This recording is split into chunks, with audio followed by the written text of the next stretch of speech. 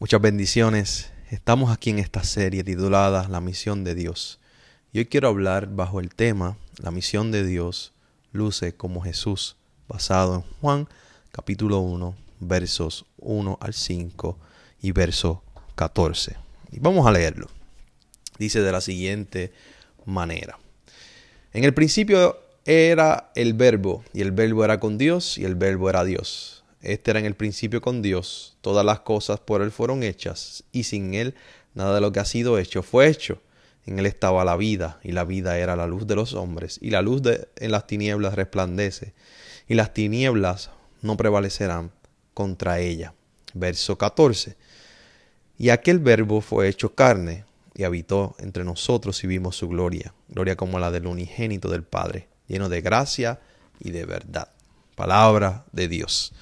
Gracias, Dios, te damos por tu palabra. Háblanos y ministranos a través de ella, en el nombre de Jesús. Amén. Enfoquémonos en Jesús. Como cristianos, a veces perdemos nuestro foco de lo que es vivir la vida cristiana por diferentes razones. Hay asuntos eclesiológicos, asuntos en nuestras iglesias locales que nos desvían la atención del punto principal, que es Cristo Jesús, nuestro Señor. Aquellos que han estado dentro de la comunidad de la Iglesia Metodista Unida quizás hayan pasado un tiempo de desafiliación o discutiendo asuntos medulares para la vida de la iglesia, y han habido discusiones, han habido divisiones, han habido desacuerdos, pero el punto que yo le quiero traer hoy es que como iglesia no debemos olvidar la misión que tenemos de hacer discípulos a todas las naciones y la misión que tenemos de enfocarnos en Jesús, porque la misión de Dios continúa y Jesús es nuestro Señor y nuestro Salvador. Y uno se debe preguntar cuál es nuestra misión como iglesia. Y también se debe preguntar a quién nosotros seguimos como iglesia. Y nosotros como iglesia seguimos a Jesús, a nuestro Señor Jesucristo. Y eso es lo que nos habla el autor de Hebreos. Pongamos nuestra mirada en Jesús en Hebreos 12:2. Y no perdamos de perspectiva como iglesia de que estamos en una carrera y que debemos poner nuestra mirada en nuestro Señor y Salvador Jesucristo mismo. El teólogo sistemático habla de cuáles son los propósitos de la iglesia. El teólogo sistemático Wayne Grudem dice, la iglesia tiene 4 propósitos. El primero es ministrar a Dios, es adoración, Colosenses capítulo 3, ministrar a los creyentes, que eso es discipulado, Efesios capítulo 4, ministrar al mundo, evangelismo y obras de misericordia, Mateo 28 y Lucas 6. Y el cuarto propósito es mantener estos 3 propósitos en balance. Así que la iglesia es responsable de mantener esa balanza, de ministrar a Dios, a los creyentes y al mundo. Y no podemos perder de perspectiva cuál es nuestra misión. Por eso, aunque hayan habido distracciones por los pasados meses, o hayan habido distracciones en su iglesia por X o Y razón, debemos enfocarnos en Jesús, reorientarnos nuevamente hacia Jesús. Ese es el llamado que tiene la iglesia y esa es la misión que tiene la iglesia, el hacer discípulos donde quiera que se encuentre la iglesia, y enfocarnos en Jesús y enfocarnos en su misión es importante. Esto es lo que precisamente habla Juan capítulo 1. La misión de Dios luce como Jesús. En Juan capítulo 1, cuando vemos esta perspectiva de la misión, vemos que Juan introduce el evangelio hablando de la misión de Dios desde una perspectiva eterna, de una perspectiva universal. Mientras que Mateo comienza hablando de Jesús desde la perspectiva genealógica,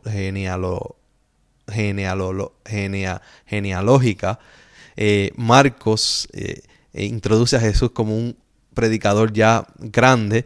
Lucas comienza con la narrativa del nacimiento de Jesús. Juan inmediatamente pinta la misión de Dios desde una perspectiva cósmica.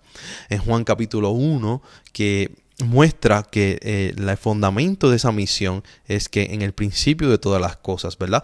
Y él da esa visión universal, que Dios tiene un propósito con toda la creación y su misión Su propósito misional es cumplido y completado a través de esa palabra, de ese logos eterno, que es el único Hijo. Entonces Jesús representa es el agente del Padre y es la fuente, la vida, la luz, para que el Padre complete su misión en un contexto en particular a través de Jesús. Y esa misión va a alcanzar no solamente a los judíos, sino también a toda la creación. Por eso es que en el 1.14 vemos que la palabra misma entra en el mundo creado, tomó forma de carne, ese logos fue encarnado. Con gracia y con gloria. El Hijo se hizo carne, rindió su posición divina, adoptando la cultura judía, el estilo de vida judío, el lenguaje judío. Y como último, Él mismo se vació de sí mismo al punto de la muerte y la muerte en la cruz, de acuerdo a Filipenses capítulo 2, 6 y 8. Así que Jesús entra al mundo para que todas las personas tengan vida y tengan una relación con Dios. El propósito del envío del Hijo, de acuerdo a Juan 14, 6, es que todas las personas vengan y conozcan al Padre. Lo que significa que van a venir y van a creer, conocer y creer en Dios. Cuando hablamos de esta encarnación, que es una de las doctrinas principales de la vida cristiana, vemos que Dios se hizo hombre para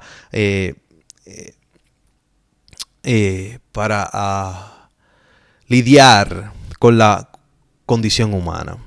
Y no solamente Dios se hizo hombre para estar cerca de los seres humanos, Él se hizo hombre o se hizo parte hombre, se hizo completamente hombre y entró en condición de hombre en la persona de Cristo Jesús. Así que Jesús es la manera en la que Dios se hace hombre. Esta perspectiva de la encarnación entonces tiene implicaciones poderosas para nuestro entendimiento de la misión de la iglesia.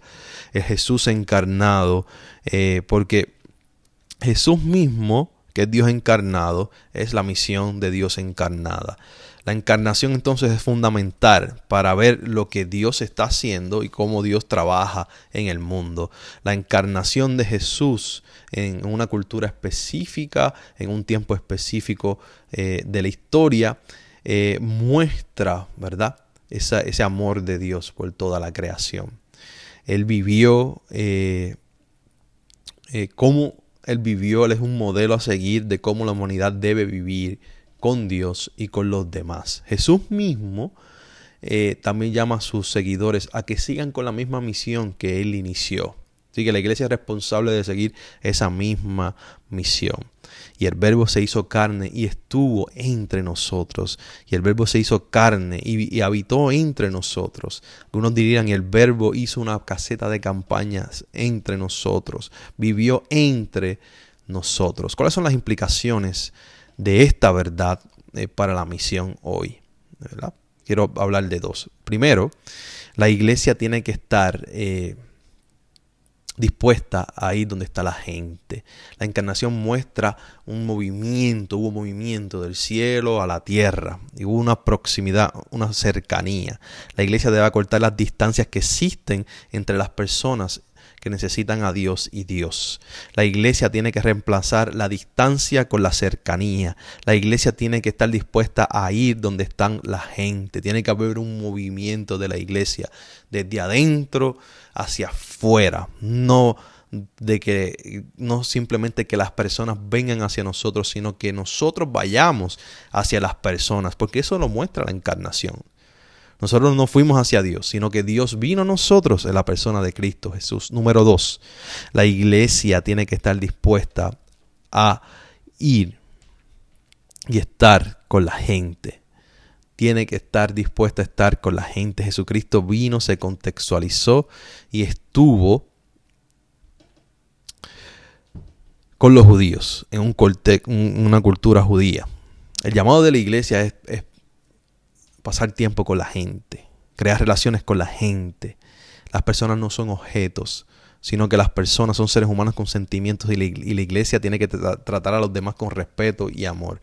Entonces las encarnaciones nos enseñan estas dos cosas: movimiento, nosotros ir a la gente, y proximidad, estar con la gente, cercanía con la gente. Y esto tiene implicaciones de cómo nosotros hacemos misión hoy en el siglo XXI. Ahora, ¿cómo podemos poner esto en práctica? Y cómo nosotros podemos vivir la misión encarnacional. O cómo la misión encarnacional luce hoy. Número 1. La misión encarnacional luce como servicio. Jesucristo vino a servir, no a ser servido. En Juan capítulo 13 vemos a Jesús que toma una práctica de la cultura, que es el lavatorio de pies, y le enseña a sus discípulos, a sus seguidores y seguidoras una lección. Ellos estaban escandalizados que su líder quisiera lavar sus pies, pero él insiste y les dice que esto que yo estoy haciendo con ustedes es para que ustedes lo hagan con los demás. Si decimos entonces que el lavatorio de pies es un modelo de lo que Dios quiere que hagamos con los demás y cómo quiere que estemos en relaciones con aquellos que están alrededor de nosotros, entonces claro de que el cristiano tiene que tomar un rol de sirviente en el contexto donde se encuentre. Servir a los demás significa empoderarlos, ayudarlos, ya sea con sus necesidades espirituales, psicológicas, emocionales, materiales, para que ellos también en algún punto dado hagan lo mismo con otras personas. Así que pregúntese, ¿para qué Dios me está llamando en esta temporada de mi vida? Y déjame decirle que su iglesia local y ministerios locales y aún su comunidad la necesita. Y necesita de su tiempo, necesita de que usted también bendiga a otras personas con su servicio. Número 2, una misión encarnacional luce como hacer cosas que nos incomodan. El Evangelio de Jesucristo nos lleva a vivir vidas incómodas, no vidas cómodas, ¿verdad? Este es el punto de la fe cristiana. Tenemos que dejar nuestra zona cómoda. Él nos llama a hacer cosas fuertes o difíciles, a abrazar verdades difíciles, a hacer vida con personas que son difíciles para su gloria y su honra, porque Él hizo lo más difícil de todas las cosas, que es morir por nuestros pecados. Debemos tomar nuestra cruz, vivir vidas santas, amar a Dios, amar a los demás y hacer la misión de Dios. Hacer misión es difícil, es incómodo, pero el cristiano está llamado a hacer esto. Porque el cristianismo no se trata de un club social, el cristianismo se trata de una fe viva. Estamos llamados a vivir una misión incómoda más allá de nosotros. Estamos llamados a vivir una misión encarnacional, que no se trata acerca de nosotros, sino de los demás. Y aquel otro u otra no luce como nosotros, no habla como nosotros, ni se comporta como nosotros. Así que me gustaría concluir diciendo que tenemos que recordar que Jesús es el mensaje y Jesús mismo es la misión de Dios. Y la misión que propone el Evangelio de Juan es una misión encarnacional. Y como discípulos de Jesucristo estamos llamados a vivir una vida encarnacional. Aquellos que seguimos el camino de Jesús estamos llamados a amar a todas las personas en todos los tiempos, en todos los lugares. Y ese es el punto de la fe cristiana. Que reconozcamos que Dios está actuando, obrando en el mundo y que estamos llamados a unirnos a ese obrar de Dios y responder a ese llamado de Dios en el poder del Espíritu. Ese es el punto de la fe cristiana. Creer en Jesús no es simplemente en creer en una doctrina o en un grupo de creencias o recordar sus enseñanzas, es vivir sus enseñanzas y participar en su misión. Es el conocer, el sentir y el hacer, ortodoxia, ortopatia y se me olvida la otra, ortodoxia, ortopatia y ortopraxis. Y ortopraxis, ¿verdad? El know, el be, el do. Eso se trata el Evangelio. Tome esta pregunta para esta semana. ¿Cómo puedo yo unirme a lo que Dios está haciendo en el mundo? A lo que Dios está haciendo en la iglesia. A lo que Dios está haciendo en mi comunidad. Ayúdanos, Dios, a unirnos, a estar próximo a la gente, estar cerca, a que haya movimiento de nuestras iglesias hacia afuera, hacia nuestras comunidades. Ayúdanos, Dios, a hacer tu misión y a unirnos a tu misión. En el nombre de Jesús. Amén.